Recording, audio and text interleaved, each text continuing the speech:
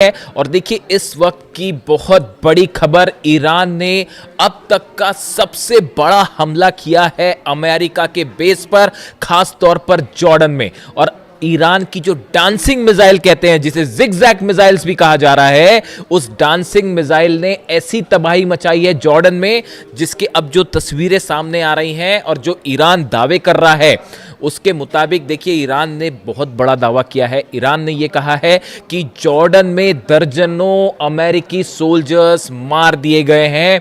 यह बहुत बड़ा दावा है कि कई अमेरिकी सोल्जर्स जो हैं, सैनिक जो हैं, वो मार दिए गए हैं। इसके अलावा अमेरिका के C-17 ट्रांसपोर्ट प्लेन्स गिर चुके हैं, P-8 एयरक्राफ्ट जो है वो जल चुका है, और सबसे बड़ी बात, ब्लैक हॉक हेलीकॉप्टर्स की एक पूरी यूनिट जो है वो इस बेस पर तबाह हो गई है। देखिए ये बहुत बड़ी क्लेम है जो ईरान कर रहा है, जो दावे है ईरान कर रहा है। ईरान की तरफ से पहले भी जो दावे हुए, देखिए वो धीरे धीरे सच साबित हो रहे हैं। हमने आपको बताया था कि जॉर्डन में जो हमले हुए हैं उसमें कई प्लेन तबाह हुए हैं। अब वो बात धीरे धीरे सामने आ रही है। 4 अमेरिकी सोल्जर्स की मौत की खबर जो है वो सामने आ चुकी है। लेकिन इसके बाद अब ईरान की तरफ से जो दावा है, ईरान का कहना है कई दर्जन अमेरिकी सैनिक जो है वो मारे जा चुके हैं। लेकिन अब देखिए इसमें बड़ा सवाल ये है कि आखिर ये हमले जॉर्डन पर कैसे हुए और कैसे ईरान के मिसाइल्स ने जॉर्डन के बेसिस पर जो है वो इतना सटीक निशाना साधा कि वहां हाहाकार की स्थिति है। देखिए मुवफ़्फ़क़ अल सॉल्टी बेस जो है पूरी तरह से तबाह है, बताया जा रहा है यहां पर जबरदस्त हमले हुए। Prince Hassan airbase, king Faisal airbase, ये जॉर्डन के वो बेसेस हैं जहां बड़ी संख्या में अमेरिकन जो थे सोल्जर्स मौजूद थे। अब देखिए हुआ क्या, ये कैसे जॉर्डन में इतना बड़ा नुकसान जो हुआ है अमेरिका को, जिसके दावे हो रहे हैं, ये कैसे हुआ, और ईरान की डांसिंग मिसाइल का क्या रोल है इसमें। अमेरिका के तमाम अखबार, मीडिया आप उठा के देख लीजिए, वो इन खबरों से भरे पड़े हैं कि ईरान की डांसिंग मिसाइल, जिगजैग मिसाइल जो अपना रास्ता बदल लेती है। देखिए ईरान की तरफ से मिसाइल दागी गई जॉर्डन के इस तमाम बेसिस पर। हुआ ये कि अमेरिका के पेट्रियट सिस्टम ने, थाट सिस्टम ने इन्हें रोकने की कोशिश की। लेकिन जो खबरें आ रही हैं उसके मुताबिक ईरान की ये मिसाइल्स जो हैं ये जिगजैग रूट अपना रही हैं, यानी कि अपना रास्ता बदल दे रही हैं। इसीलिए इसे डांसिंग मिसाइल भी कहा जा रहा है। और अमेरिका का ये कहना है, अमेरिकी मीडिया का कहना है, साहब मैं खुद नहीं बता रहा अपनी बात, अमेरिकी मीडिया जो दावे कर रहा है, आप उठा के देख लीजिए जितने अखबार हैं अमेरिका के, कि ये जिगजैग मिसाइल और ईरान की डांसिंग मिसाइल को रोकने में पेट्रियट और थार्ड पूरी तरह से नाकाम हुआ। और इन मिसाइल्स की स्पीड इतनी ज़्यादा थी कि इसे रोकना असंभव था। नतीजा ये हुआ कि बहुत बड़ा नुकसान हुआ है, और अब अमेरिका ने इसे स्वीकार करना भी शुरू कर दिया है। और कितनी कैजुअलिटी हुई है ये अभी आने वाले वक्त में पता चलेगा। और ये भी कहा जा रहा है कि बदला लेने के लिए अमेरिका आज की रात बहुत बड़ा हमला कर सकता है, इस तरह की सूत्रों के हवाले से खबर है। अब देखिए एग्जैक्टली हुआ क्या। हुआ ये कि अमेरिका के जो फॉरवर्ड बेसिस में से शामिल हैं कुवैत और बहरीन, ये दोनों जगह से अमेरिका के फाइटर जेट्स टेक ऑफ कर रहे थे ईरान पर हमला करने के लिए, जो अभी दूसरे दौर के हमले शुरू हुए इस पर। लेकिन नतीजा क्या हुआ, ईरान की तरफ से अली अल सलेम बेस जो है कुवैत में, वहां पर पेट्रियट सिस्टम तबाह कर दिया गया। $1.5 बिलियन का नुकसान हो गया। एयर सर्विलांस जो राडार था वो तबाह कर दिए गए। ऐसे ही हाल जो है बहरीन में था, शेख ईसा एयरबेस में पेट्रियट सिस्टम तबाह हो गया, वो भी $1.5 बिलियन का था। सवाल ये था कि अब ये हमले जो है, जब ये फॉरवर्ड बेसिस पर नहीं रोके जा रहे थे, तो यहां मौजूद जितने F-35 जेट्स थे, F-18 जेट्स यहां पे खड़े हुए थे बहरीन में और कुवैत में, इन सब पर खतरा मंडरा रहा था। इनसे बचने के लिए C-17, P-8 और ये जितने F-35 F-18 जेट्स थे, इनको हटा के जॉर्डन ले जाया गया। इनको हटा के जॉर्डन ले जाया गया। जॉर्डन से ईरान की दूरी ज़्यादा है बजाय कुवैत के और बहरीन के, तो इन हालात में इनको जॉर्डन ले जाया गया। अब जॉर्डन जो है वो मुख्य सेंटर बन गया ईरान के अगेंस्ट हमलों का, और जितने जेट्स टेक ऑफ कर रहे थे वो जॉर्डन से टेक ऑफ कर रहे थे। और जो अलग अलग हमले हुए, खासतौर पर ईरान की ब्रिज पर हमले हुए, टनल्स पर हमले हुए और एनर्जी सेंटर्स पर हमले हुए, उसका नतीजा ये था कि ईरान ने पलटवार शुरू किया। और सबसे बड़ा जो टर्निंग पॉइंट था वो ईरान शहर में जो ईरान के सैनिकों पर हमला किया गया, वहाँ से ईरान की सेना का गुस्सा भड़क गया और अब निशाने पर आ गए जॉर्डन के बेसिस, यानी बहरीन और कुवैत से बड़े हमले शुरू हो गए जॉर्डन पे। और ईरान ने, देखिए मैंने आपको पहले ही कहा था कि जैसे जैसे जंग आगे बढ़ेगी ईरान अपनी सबसे खतरनाक मिसाइल्स निकाल के हमले शुरू कर देगा। अब पेट्रियट और थार्ड लगे हुए हैं, सबको पता था कि पूरा जोर लगा दिया अमेरिका ने जॉर्डन में अपने बेसिस बचाने के लिए। लेकिन हुआ क्या, ईरान की तरफ से डांसिंग मिसाइल्स फायर कर दी गई और उन बेस को तबाह कर दिया गया। अब अमेरिका हैरान, अमेरिका के जितने एक्सपर्ट्स थे वो हैरान कि भाई ये हमले हो कैसे गए, ये जिगजैग मिसाइल्स कहाँ से आ गई।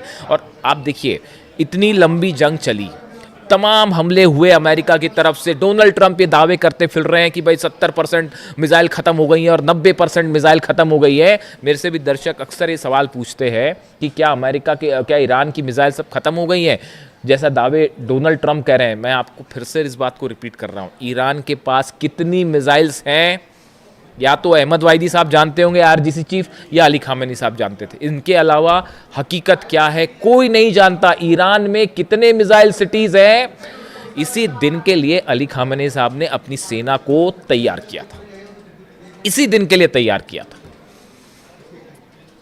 और उसका नतीजा देखिए, आज दुनिया की सबसे बड़ी ताकतें जो हैं वो ईरान के सामने घुटनों पर हैं, अपने बेसिस नहीं बचा पा रहे, खाड़ी देश जल रहे हैं और सिर्फ आप जो है कुछ नहीं कर सकते, हेल्पलेस स्थिति में खड़े। तो हुआ ये, जहां पर हमने बात छोड़ी कि पीछे कर लिया गया, अब ये डांसिंग मिसाइल्स फायर हुई। अब अमेरिका में चर्चा शुरू हुई कि भाई यहां तो दावे कर रहे थे ट्रंप की सब खत्म हो गया, फिर ये मिसाइल्स कहां से आ गई। तो अब वो एक नई थ्योरी लगाई गई कि भाई ये मिसाइल्स जो है रूस ने दी हैं, ये मिसाइल्स जो है वो चाइना ने दी है, मिसाइल की टेक्नोलॉजी चाइना ने दी है। मेरे से भी कई लोगों ने इस बारे में सवाल पूछा कि जो खबरें छप रही हैं अमेरिका में कि रूस और चीन मिसाइल दे रहा है और उसके ज़रिए ईरान हमले कर रहा है, आपकी क्या राय है? आप मेरी राय सुन लीजिए, मैं क्या कर रहा हूँ। ईरान को मिसाइल टेक्नोलॉजी में किसी की मदद लेने की ज़रूरत नहीं है। आप अगर ईरान के मिसाइल प्रोग्राम को देखें, ये कोई आज 6 महीने और 1 साल भर का प्रोग्राम नहीं है, ये बड़े समय से चल रहा है। और देखिए लगातार ईरान ने, मैंने पहले ही आपको एक कहना शुरू कर दिया था कि जितनी मिसाइल्स ईरान के पास हो, चाहे सेजिल हो, चाहे खुर्रम शहर हो, चाहे फतह 110 हो, फतह 2 भी कहते हैं, ये सब मिसाइल के एडवांस वर्जन जो है वो आने शुरू हो गए, उन पर लगातार काम शुरू हो गया। और नतीजा ये है कि अब ये एडवांस वर्जन निकल के आ रहे हैं तो अमेरिका के हाथ पांव फूल गए और वो ये कह रहे हैं कि साहब ये तो रूस ने दे दिया। बिल्कुल ऐसा नहीं है। ईरान की जो मिसाइल्स हैं वो ईरान ने खुद डेवलप किए हैं। देखिए सैटेलाइट से मदद करना एक अलग बात है, ये वो बात सही है कि हो सकता है रूस और चीन के सैटेलाइट्स, कई एक्सपर्ट्स बताते हैं कि रूस और चीन के सैटेलाइट जो है वो मदद कर रहे हैं, रडार सिस्टम के जरिए मदद किया जा रहा है, जीपीएस के जरिए मदद किया जा रहा है, वो एक अलग बात है। लेकिन ये जो मिसाइल टेक्नोलॉजी और स्पीड, इस पर लगातार ईरान काम कर रहा है और सेल्फ रिलायंट है, किसी की ज़रूरत नहीं है ईरान को मिसाइल के मामले में। तो इन खबरों का मेरे हिसाब से कोई बड़ा आधार नहीं है कि ये मिसाइल्स पुतिन ने दे दी हैं या चीन ने दे दी हैं, ऐसा कुछ नहीं है। देखिए आप रडार्स दे सकते हैं, सैटेलाइट से नेविगेशन में मदद कर सकते हैं, वहाँ तक एक बात अलग है। अब नतीजा ये हुआ कि जब ये मिसाइल्स फायर की गई तो पूरा का पूरा अमेरिकी सेना इस बात को लेकर हैरान थी कि इतनी जल्दी इतनी स्पीड से, अगर आप मैक 4 से मैक 11 के बीच में, यानी आवाज़ से 5 से 11 गुना के बीच की रफ्तार से मिसाइल्स बरस रही हैं, उसको कैसे कोई पेट्रियट सिस्टम रोक पाएगा। और नतीजा ये हुआ कि कई जगह जो है वो पेट्रियट सिस्टम जहां लगे थे उनके ठीक ऊपर मिसाइल्स गिरी हैं, थार्ड सिस्टम जहां लगे थे उसके ठीक ऊपर मिसाइल्स गिरी हैं।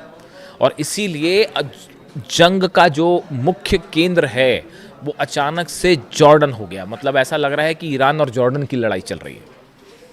और वो तस्वीरें जो आ रही हैं, देखिए तस्वीरें वायरल हो जाती हैं। जॉर्डन में जो लोग हैं, मैं एक वीडियो देख रहा था, उसमें बड़े हैरान करने वाली बात थी कि जॉर्डन के कुछ लोग खड़े हुए हैं, उसमें एक शख्स वीडियो बना रहा है, ईरान की तरफ से मिसाइल्स फायर की जा रही हैं, जॉर्डन पर मिसाइल गिर रही है, और वो इस बात की खुशी जता रहा था कि ईरान की मिसाइल्स जो अमेरिका की बेस पर गिर रही हैं। ये जॉर्डन का शख्स जो है, जॉर्डन के लोग उसमें खुशी मना रहे थे, ईरान के साथ खड़े दिखाई दे रहे थे। देखिए ये सब अधिकांश खाड़ी देशों का ये हाल है।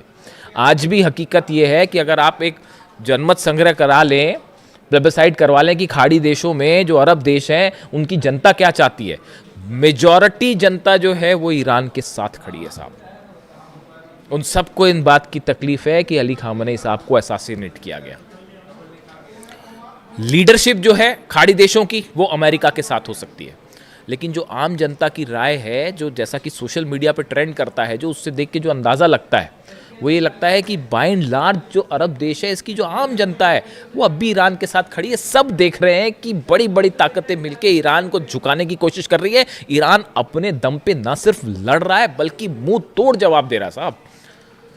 तो हकीकत ये है कि जॉर्डन जो है वो और देखिए ब्लैक हॉक यूनिट को लेकर बड़ी जो जहाँ पर देखिए जो डिस्ट्रक्शन हुआ है, जो ईरान की तरफ से दावे आए, बड़े स्पेसिफिक दावे हैं वो।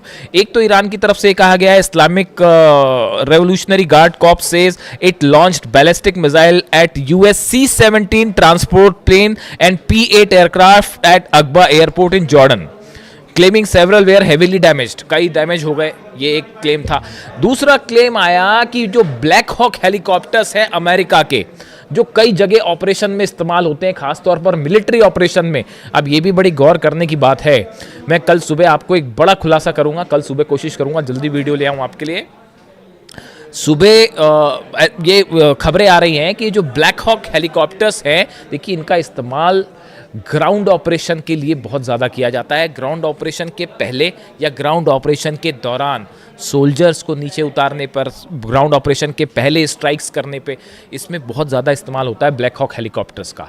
जॉर्डन में बड़ी संख्या में ब्लैक हॉक हेलीकॉप्टर्स मौजूद थे, जो इस ओर इशारा कर रहे हैं कि ग्राउंड ऑपरेशन की तैयारी है। ये बात ईरान अच्छी तरह से समझ रहा है। नतीजा ये हुआ, डांसिंग मिसाइल्स ने ब्लैक हॉक का डांस करवा दिया साहब।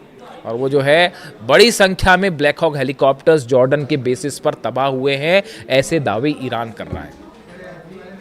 और ये जो स्ट्राइक्स हुई हैं, इस स्ट्राइक्स के बाद अब ये माना जा रहा है, देखिए बड़ा नुकसान है, सोल्जर्स मरे हैं, बेसिस तबाह हुए हैं। पिछली बार जो जंग हुई थी, जो इस सीज फायर के पहले की जो जंग थी, उसके जो आंकड़े आए, 428 अमेरिका की अलग अलग संपत्तियां थी, प्रॉपर्टीज थी, जिसमें सब शामिल थे अलग अलग, उन सबको जला दिया गया ईरान की तरफ से। यानी आप दूसरे सरल शब्दों में कहें, अमेरिका के 428 ठिकाने ऐसे हैं, जैसे एयरपोर्ट हो गया, मिलिट्री बेस हो गया, एम्यूनिशन रखने की जगह हो गई, सोल्जर्स जहां पर रुकते हैं, बैरक्स हो गई, ऐसे करीब 428 ठिकाने अमेरिका के ईरान ने जला दिए थे। ये जो सीज फायर का खेल डोनाल्ड ट्रंप खेलते हैं, ये क्यों खेलते हैं आप बताइए? अगर जंग जीत रहे होते अब तक कब्जा कर लिया होता साहब, अंदर घुस के, जैसे इराक में किया, जैसे अफगानिस्तान में किया, बाद में फिर बाहर निकलना पड़ गया, वो एक अलग बात है। लेकिन अगर जीत रहे होते तो कहीं ये कतई बात नहीं करते डोनाल्ड ट्रंप, अमेरिका कतई बात नहीं करता। ये जो बार बार हो रहा है कि हाँ अब ईरान तैयार हो गया, अब बातचीत हो रही है, हकीकत ये है कि जब बुरी तरह से पिटते हैं तब इस तरह की बात करते हैं कि साहब सीज फायर कर लो। बड़े सारे एक्सपर्ट्स की ये राय है कि अमेरिका तब सीज फायर की बात करता है या टॉक्स की बात तब करता है जब ऐसा लगता है कि हारने लगा, और एक बार फिर वही स्थिति बनने लग गई है। जितना नुकसान हुआ है, देखिए ये बात साफ है, आप एयर स्ट्राइक्स करके ईरान को नहीं दबा सकते, नहीं हरा सकते, हराने का कोई सवाल ही नहीं है। अब हॉर्मूज में 2 जहाज देखा आपने किस तरह से ठोक दिए फिर से, तो हॉर्मूज पूरी तरह से ईरान के कंट्रोल में है। और अब खाड़ी देशों में बड़े missiles, dancing missiles, zigzag missiles, जिनका इस्तेमाल हो रहा है, इसकी कोई काट किसी के पास नहीं है। और अमेरिका के plane, black hawk helicopters, C-17 transport plane, सब के सब आग के हवाले हैं। आज की रात भयानक हमले होने वाले, इसमें कोई शक नहीं है। ईरान भी तैयार है और देखते हैं अमेरिका की तरफ से क्या स्ट्राइक होती है। जो भी अपडेट होगा पहुंचाऊंगा आप तक। Thank you so much.